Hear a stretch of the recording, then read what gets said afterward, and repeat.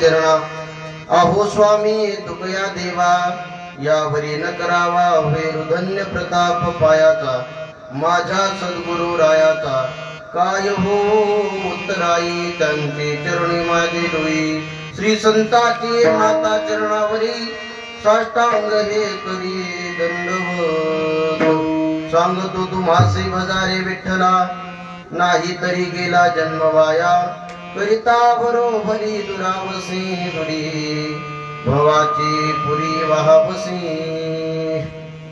अनंत कृपा घोषित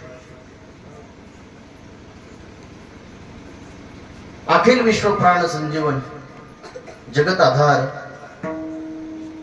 भगवान श्री पंढरीश पांडुरंग परमात्मा आई साहेब रुक्मिणी माता माऊली महावैष्णव ज्ञानोपराया जगद्गुरु श्री तुकोबराया सद्गुरु श्री शामनाथ महाराज आदी करून सकल संत मानदी आली यांच्या कृपा छत्र छायेखाली चालत असलेला हा भव्य दिव्य अखंड हरिनाम सप्ताह आणि त्या सप्ताह करता आज निवडलेला अभंग जगद्गुरु श्री तुकोबराया यांचा 3 चरणाचा अभंग आहे।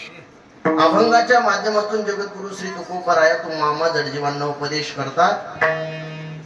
महाराज म्हणतात की बाबांनो या मृत्यू लोकामध्ये तुम्हाला जन्म प्राप्त झालेला आहे, मग प्राप्त झालेला जन्म जर तुम्हाला वाया जाऊन द्यायचा नसेल तर तुम्ही त्या भगवान परमात्म्याचं भजन करा। बऱ्याच जणांनी तुकोबरायाला प्रश्न केला, महाराज आम्ही भजनच का करायचं, आम्ही तर रोज उठले की प्रपंच करतोय। त्यावेळेस तुकोबराया म्हटले तुम्ही प्रपंच कितीही करा, प्रपंच कधी संपणारा, जेवढं करत जाताल तेवढा तो पुढे वाढेल, पण प्रपंच कधी संपणार नाही। नवे नवे तुम्ही जर आयुष्यभर फक्त प्रपंच जर करत राहिला तर तुम्हाला भवसागरामध्ये नवे नवे भव नदीमध्ये वाहून जावं लागेल। बरं ठीक आहे म्हणले महाराज, तुम्ही सांगितलेलं आम्हाला पटलं, पण त्या भगवान परमात्म्याचं नामस्मरण घेण्याकरता नामचिंतन घेण्याकरता आम्हाला काही धन वगैरे पैसा वगैरे लागतं का? त्यावेळेस तुकोबराया म्हणले तुम्हाला माझं जर खरं वाटत नसेल तर मी माझ्या भगवान परमात्म्याची शपथ घेऊन सांगतो, फक्त अंतःकरणामध्ये शुद्ध भाव ठेवा आणि भगवान परमात्म्याचं भजन करा, आणि जर भजन केलं तर या भवसागरातून तुम्हाला तो तारून नेल्याशिवाय राहणार नाही। अभंगाचा सरळ अर्थ विठ्ठल विठ्ठल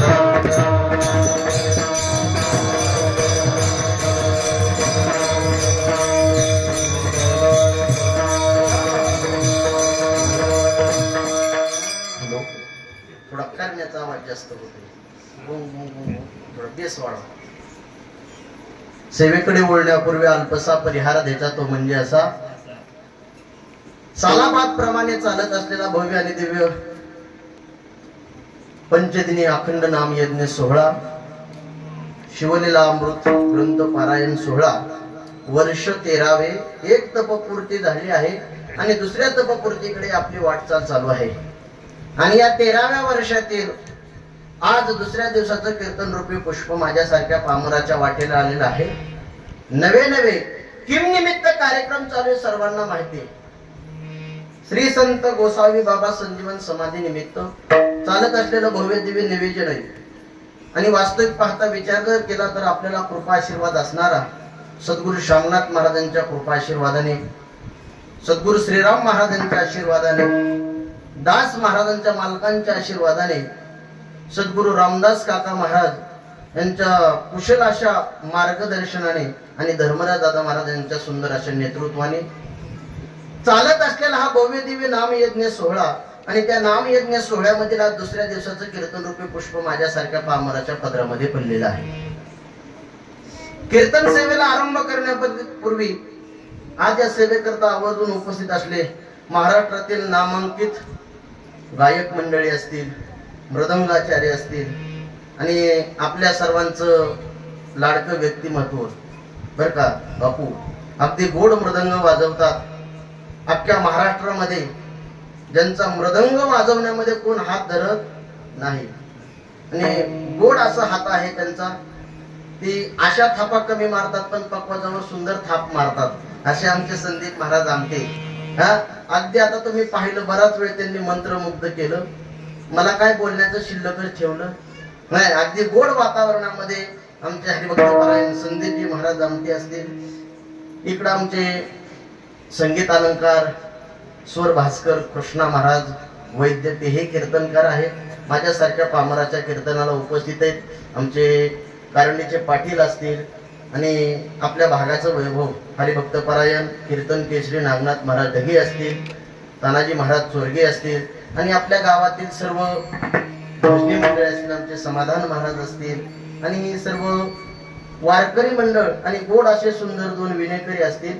अगदी कार्यक्रमाला प्राप्त झालेलं सौंदर्य, इथं कशाची कमतरता नाही, कशाची उणीव नाही. आणि याचं कारण सांगू का बापू? मी एका थोर व्यक्तीच्या मुखातून शब्द ऐकलेले. थोडा आवाज कमी जाऊन द्या, शिट्टी मारते. या गावात तसं वास्तविक आता विचार जर केला तर मी लहानाचा मोठा झालोय. पाठ सांगवी आणि मी काय वेगळा, फक्त म्हणायला चव्हाणवाडीकर आहे. पाठ सांगवीन तसं माझं नातं काय लय वेगळं नाही. मी बऱ्याच जणांच्या कानातून ऐकलंय या गावाला आशीर्वाद सद्गुरू शामनाथ महाराजाचा आहे.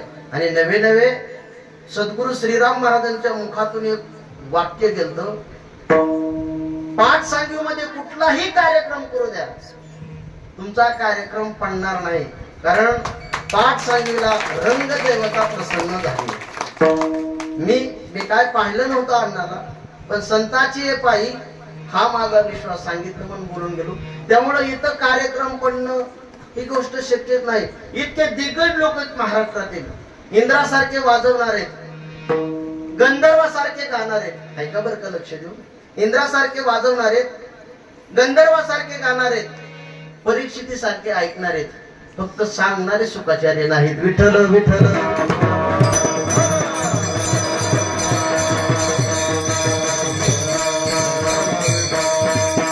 आनंदाचं वातावरण आहे.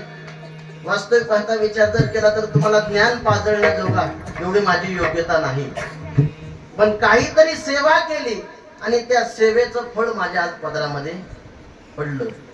आणि सेवा केली ना, मेवा नक्की मिळतो, पण त्याला आधी काय करावं लागतं? सेवा करावी लागते. आमच्या कारभाऱ्याने सांगितलं, महाराज आता बाद झालं, कवर तुम्ही माणसाची वजी वाहता, आम्हाला तुमचं कधीतरी वज वाहू द्या. आणि त्या वज्रातून उत्तर होण्याकरता 12 वर्ष सदस्य म्हणून काम केलं. यंदा म्हणलं पदासाठी अर्ज भरायचा आणि अर्जही भरला आणि पदही प्राप्त झालं. जनतेतून निवडून आलेला माणूस आहे मी.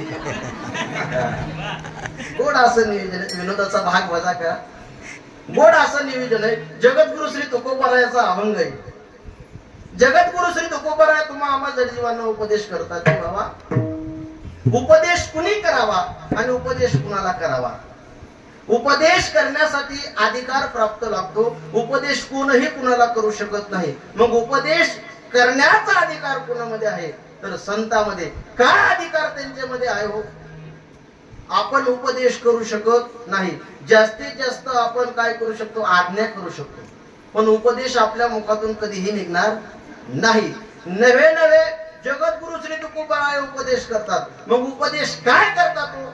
कारण महाराजाचं प्रमाण आहे, अधिकार तैसा करू उपदेश, सहाय्य होते त्यास पैसे देऊ. जसा माणूस असेल तसा त्याला उपदेश करतात. मग जगद्गुरु श्री तुकोबाराया अभंगाच्या माध्यमातून उपदेश करतात की बाबांनो, सुंदर असा नरदेह तुम्हाला प्राप्त झालेला आहे. मग प्राप्त झालेली गोष्ट ज्याच्या करता मिळाली त्याच्या करता वापरा. आणि सांगू का, जी गोष्ट ज्याच्या करता मिळाली त्याच्या करता जर नाही वापरली तर त्या गोष्टीची किंमत शून्य झाल्याशिवाय राहत. कुठलीही गोष्ट असू द्या. संदीप महाराज तुमचा मृदंग आहे, गोड मृदंग वाजवतोय, त्याची किंमत नाही म्हणलं तरी 15-16 हजार रुपये. का जास्त सांगायची? 20 नाही. वचनम किंमत तरी देतात. वचनम आपल्याला का द्यायचं का घ्यायचंय? 20 हजाराचा मृदंग आहे, इतका सुंदर वाजतोय. पण तुम्ही तो मृदंग घेतला, एका त्याला बॅगीमध्ये ठेवला आणि ती बॅग एका घरामध्ये माळ्यावर नेऊन ठेवली. 1 वर्ष झालं, 2 वर्ष झालं, 3 वर्ष झालं, 25 वर्ष झालं, तो मृदंग त्या माळ्याहून खाली काढलाच नाही. आता मला सांगा, त्या मृदंगाची किंमत किती हो? 25,000 रुपये. आणि तो जर मृदंग कीर्तनाला वाजवायला काढत नसाल तर त्या मृदंगाची आपल्या भाषेमध्ये किंमत 0 रुपये. कारण जी गोष्ट ज्याच्या करता मिळाली त्याच्या करता जर नाही वापरली तर त्याची किंमत शून्य होत असते. पहा, किंवा महाराज म्हणतात, एखादी गोष्ट तुम्हाला प्राप्त झाली, पण प्राप्त झालेली गोष्ट ज्याच्या करता मिळाली त्याच्या करता जर नाही वापरली तर त्याची किंमत मातीमोल होत असते. ऐका लक्ष देऊन तुम्हाला उदाहरणासह स्पष्ट करून सांगतो. एक शिष्य आपल्या गुरुजींकडे विद्या ग्रहण करण्याकरता येत होता. सुंदर असं आश्रम होतं, पर्णकुटी होती, पर्णकुटीमध्ये गुरुजी बसायचे. विद्यार्थी रोज यायचा नित्य नेमाप्रमाणे गुरुजींचं दर्शन घ्यायचा. आल्यानंतर तो शिक्षण घ्यायचा. सुंदर असं त्याने 1 दिवस 2 दिवस 3 दिवस नवे 1 वर्ष झालं, 2 वर्ष झालं, 5 वर्ष झालं, 10 वर्ष झालं. त्याने काय केलं?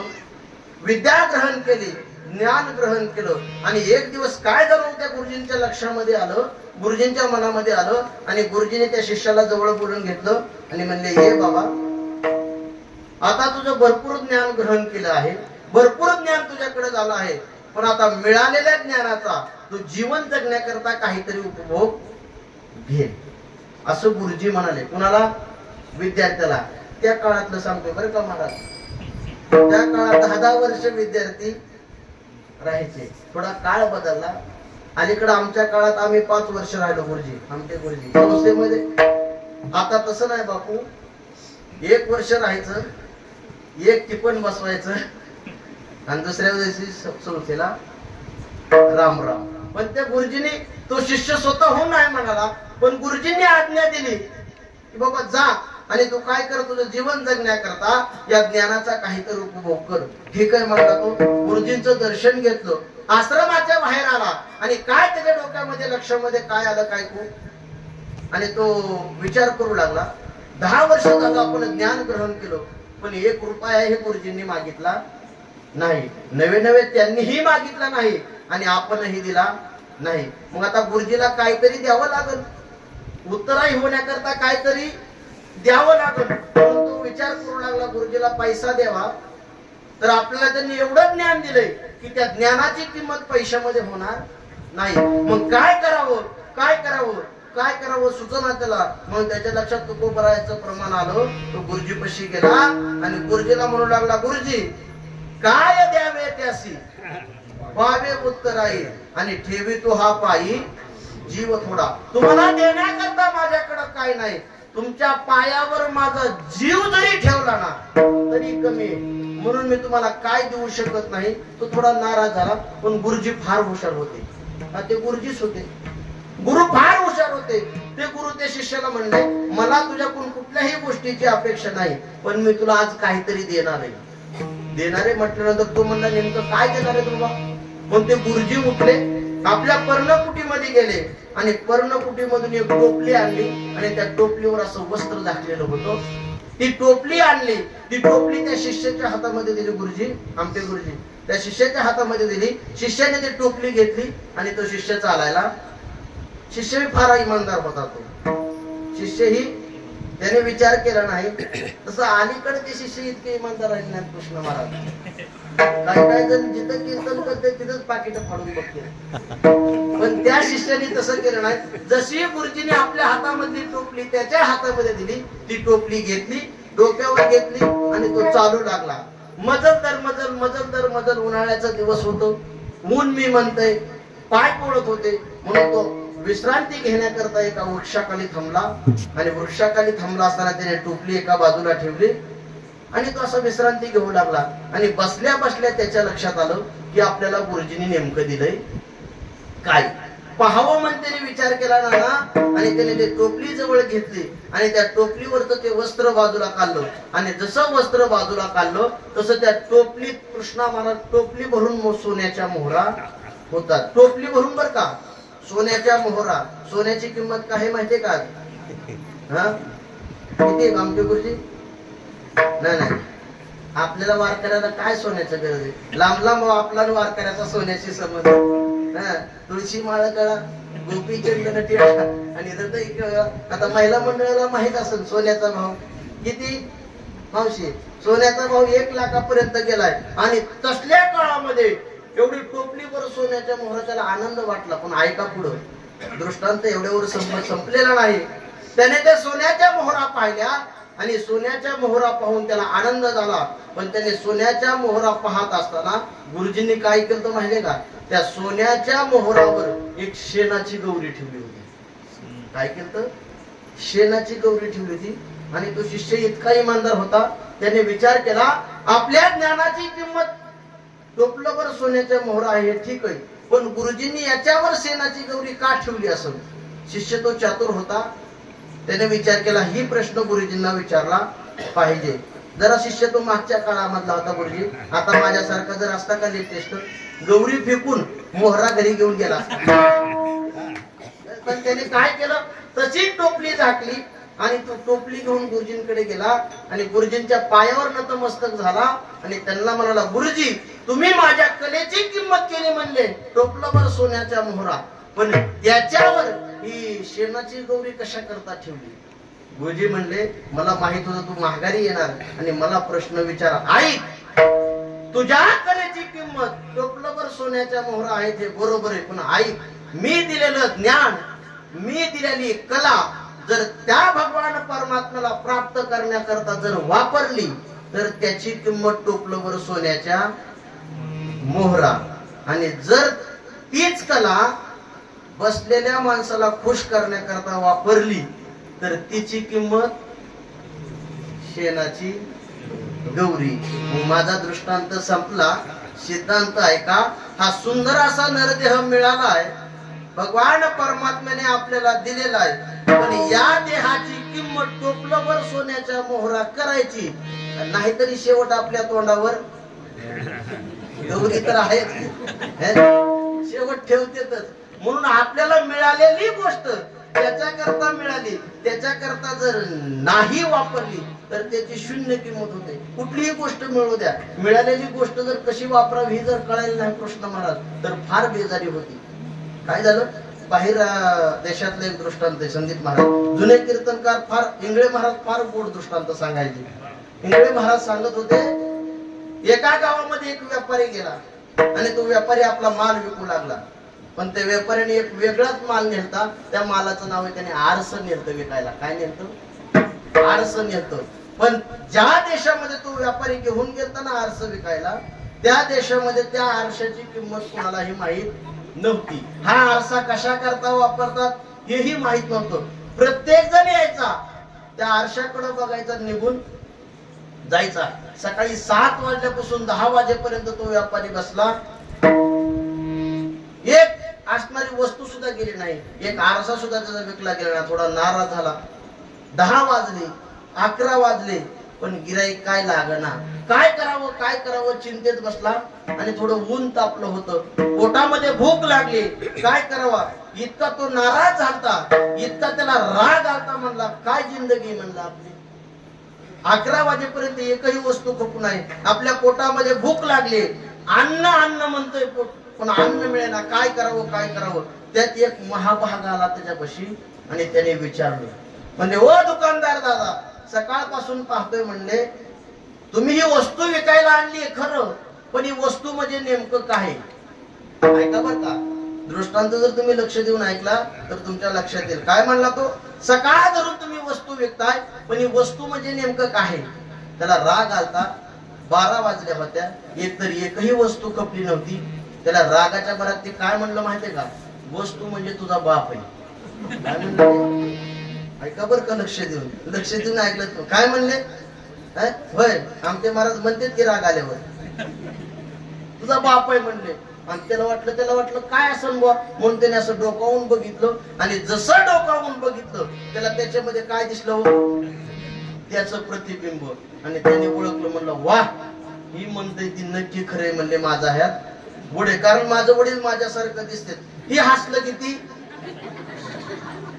हसतं का नाही?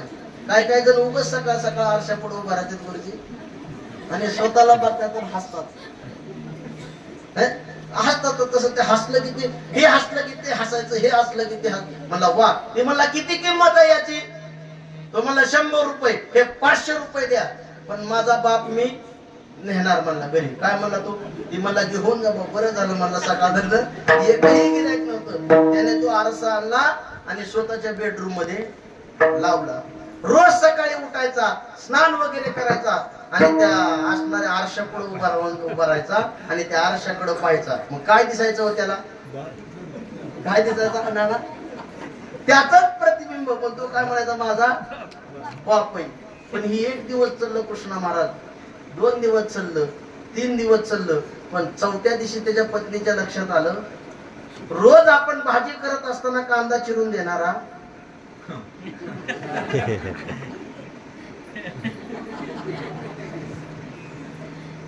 मी कपडे धुवायला लागले तर भांडी घासणारा 4 दिवस झालं माझ्याकडे किचन कडे तोंड सुद्धा घेणाऱ्याला नेमकं झालंय काय. तिच्या लक्षात येणार काहीतरी नक्की बदल झालेला दिसतोय.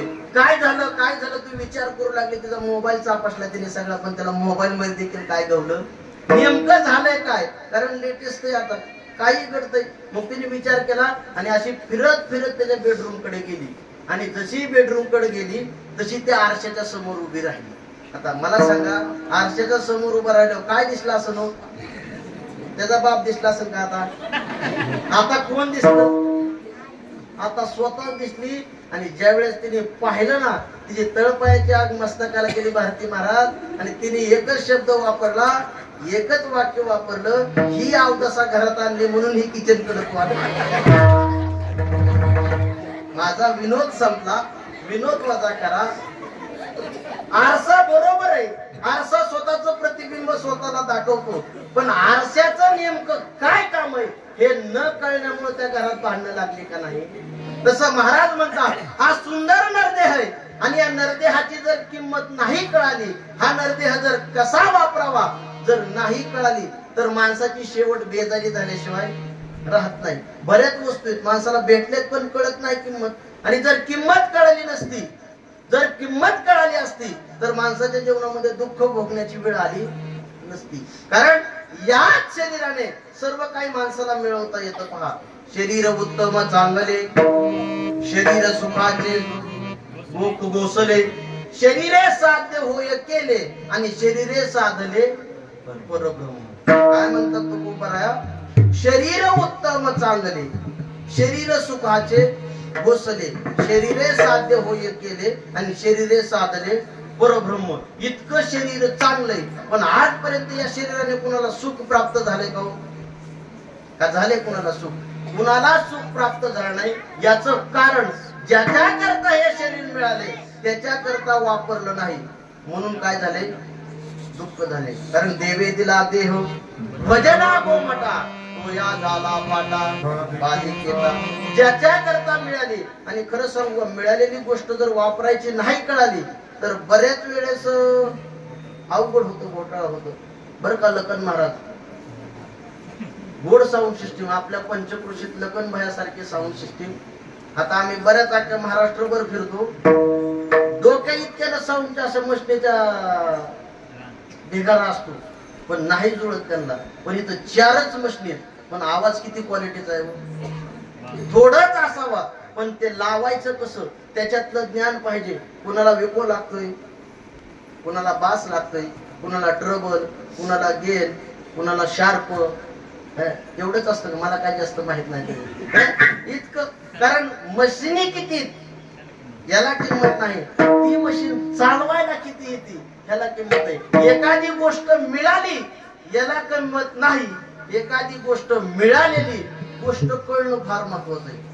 काय झालं, उन्हाळा दिवस होता संदीप महाराज आणि उन्हाळ्या दिवसामध्ये पाटसांगी मधलं एक आपलं लग्न झालं. आणि इतकं मोठं लग्न होतं की नाव काढू नका. मोठ्याचं लेकरू होतं, चांगलं शिकलं होतं, चांगले क्लास 1ची नोकरी होती, घरी चांगलं होतं आणि इतकं सुंदर वातावरण होतं. लग्न झालं. आता इतका चांगला जावाई मिळाला म्हटल्यानंतर सासरवाडीच्याने कुठलीही कुचराई केली नाही, कशात मागं पुढं पाहिलं नाही. अगदी म्हणीन ती वस्तू त्याला दान दिली, भेट दिली, कन्यादान केलं. लग्न सुंदर असं पार पडलं. 1 महिना झालं, 2 महिना झालं, उन्हाळा दिवस होतं. सासूबाई इतकी त्या असणाऱ्या सुनेचे असणं वर्णन करायचे कारण ते आणि ते माहितच नव्हतं पुढे चालून काय होणार आहे. ती सासूबाई आता नवीन सून आल्यानंतर बघा सासूबाईची किती ती शेजारच्याला बोलूनच देत नाही. माझी सून म्हणजे बाई मावशी, चष्मेवाली मावशी काय म्हणते, माझी सून सकाळी उठल्या उठल्या तिला मला चहा करून द्यावा लागतो. ऐका बरं का, काय उठल्या उठल्या तिला मला चहा करून द्यावा लागतं.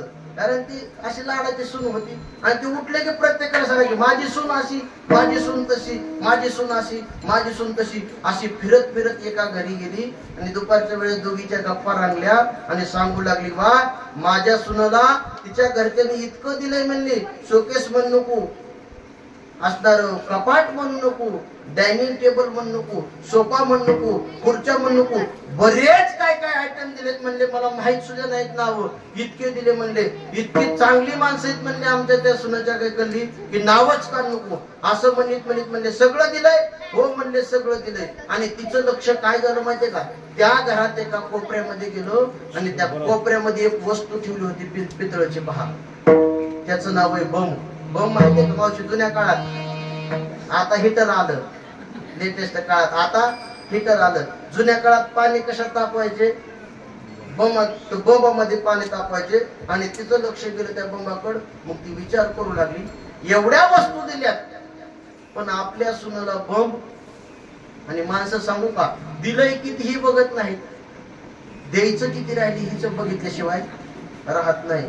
आणि सगळीकडे तसंच आहे बरं का आमचे महाराज, 2 तास पकवत वाजू द्या, चांगला किती बाजूला हे बघत नाही, चुकला किती जाग्यावर. आता बसलेली बरेच जण माझ्याकडे लक्ष देतात, कुठं चुकतोय, काय करतोय, मी चांगलं सांगितलेलं नाही सांगणार, पण महाराज तुम्ही इथं चुकला होता. आणि माणसाला चूक तसं त्या सासूने त्या बंबाकडे पाहिलं आणि तिने विचार केलं सगळं दिलंय पण आपल्याला काय दिलं नाही सुनाला, बंब. आमच्या महाराज ती 10:30 वाजता चांगली उठून आली, राग राग उठून आली आणि तिचा एकच मंत्र चालू, सगळं दिलं बम नाही दिला, सगळं दिलं बम नाही दिला. सकाळी चहा प्याताना तीच, सगळं दिलं बम नाही दिला. जेवताना तीच, सगळं दिलं बम नाही दिला. आता ती सुनेला ते काय प्रकार आवडला नाही आणि त्या सुनेने काय केलं, माहेरी फोन लावला आईला आणि म्हणले हो काही आता श्रावण महिना चालू आहे म्हणले, असणार शनिवारी रक्षाबंधन आहे, राखी बांधल्यावर मला तो चांगली साडी घेऊ नको, पण एकदाचा सासूच्या मड्यावर अशा हसण्याच्या सुना,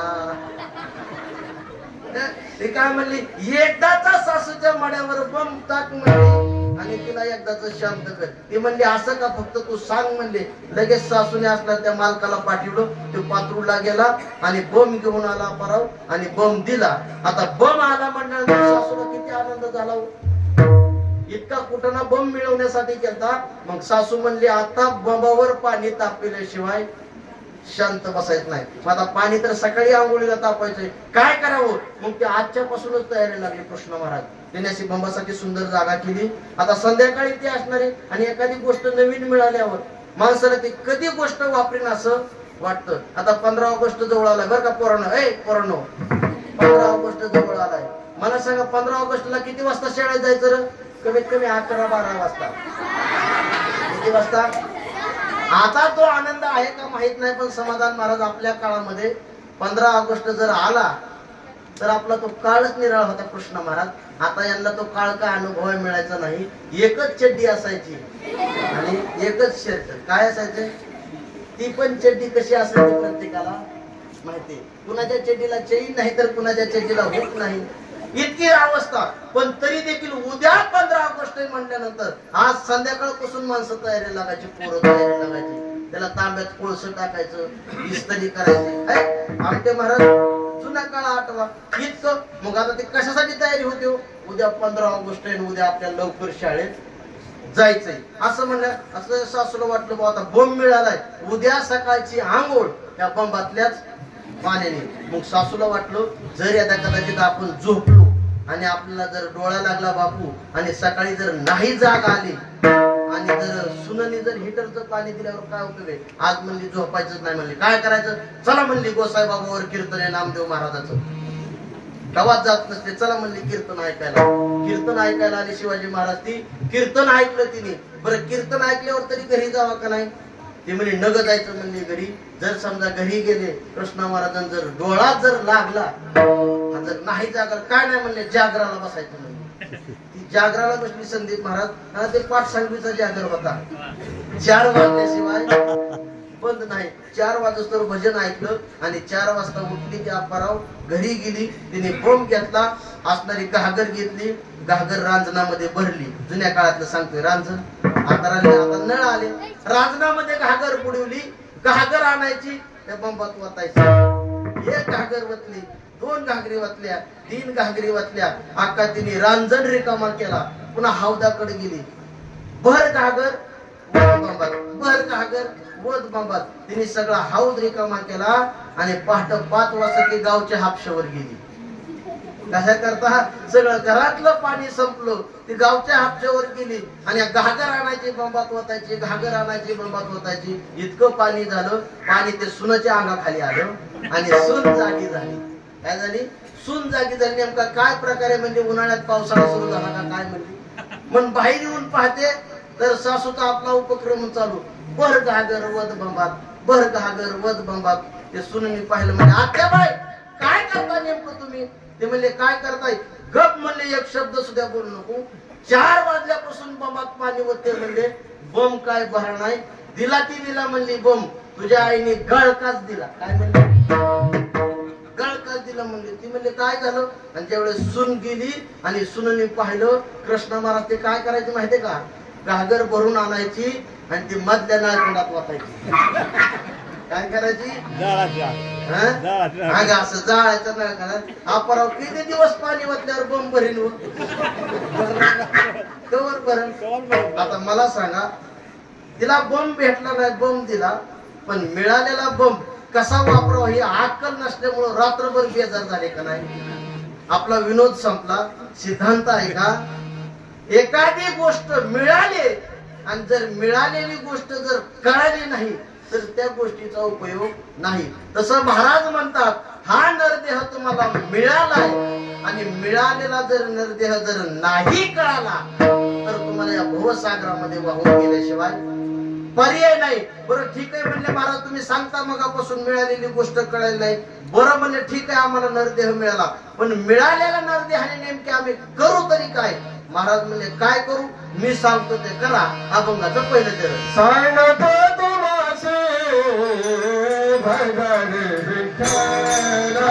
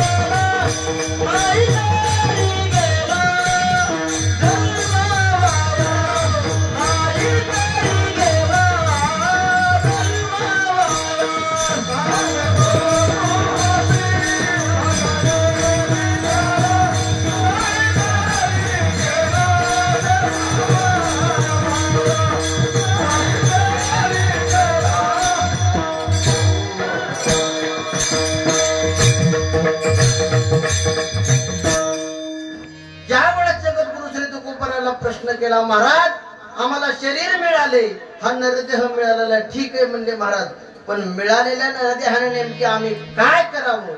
त्यावेळेस जगद्गुरु श्री तुकोबरायांनी सांगितलं की बाबांनो, तुम्हाला नरदेह प्राप्त झाला ना, मग मी सांगतो तसं तुम्ही करा. मग जगद्गुरु श्री तुकोबरायांनी सांगितलं, सांगतो तुम्हासी भजारे विठ्ठला, नाही तरी गेला जन्म वाया. महाराज म्हणले तुम्ही त्या भगवान परमात्म्याचं भजन करा. मग काही जणांनी प्रश्न केला, महाराज त्याच भजन का करायचं. त्या भगवान परमात्म्याचं भजन का करायचं? तर त्या भगवान परमात्म्याचं भजन याच्या करता करायचं, त्या भगवान परमात्म्यासारखं दुसरं कोण नाही. भजन करण्यासारखं, नामचिंतन करण्यासारखं, नाव घेण्यासारखं. जो या देवाचाही देव बळीया माझा पंढरी. सगळ्या देवांचा असणारा तो भगवान परमात्मा आहे. त्या एका भगवान परमात्म्याचं जर तुम्ही भजन केलं तर तुम्हाला दुसरं कोणाचंही भजन करायची गरज नाही. तुम्हाला दुसरा अट्ठास करायची गरज नाही, काहीच करायची गरज नाही. तुम्ही फक्त काय करा, त्या भगवान परमात्म्याचं भजन करा. तरीही म्हणजे महाराज त्या भजनात त्या भगवान परमात्म्याचं का भजन करायचं? एवढं काय त्या भगवान परमात्म्याकडं? महाराज म्हणजे त्या भगवान परमात्म्याकडं काय काय सांगू का? ज्ञानोबा एका ओळीमध्ये त्याचं वर्णन करतात. ऐका श्री यशस्वी अवतार्य, ज्ञान, वैराग्य, ऐश्वर्य हे 6 ही गुणवर्य वसती देत म्हणून येतो भगवंत. ज्ञानोबा सुंदर वर्णन करतात. ऐका श्री यशस्वी अवतार्य, त्या भगवान परमात्मा षडगुण ऐश्वर्य संपन्न भगवान परमात्मा आहे. त्या भगवान परमात्म्याकडे यश आहे का? यश हा गुण अगदी ओतप्रोत भरलेला आहे. श्री म्हणजे लक्ष्मी. लक्ष्मी तर भगवान परमात्म्याकडे विचारूच नका, कारण ज्याची दाशी लक्ष्मी, पाय लक्ष्मीच्या हाती तिसी यावे काकुलती. पण याला दुसरे एक प्रमाणे पहा, लक्ष्मी त्या भगवान परमात्म्याची दाशी आहे. पहा आहे का गोड असं प्रमाणे. जय